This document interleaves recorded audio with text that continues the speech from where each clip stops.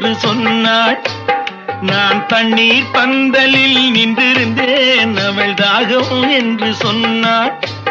நான் தன்னன் தனியாய் நின்றிருந்தேன், அவள் மோகம் என்று சொன்னாள்.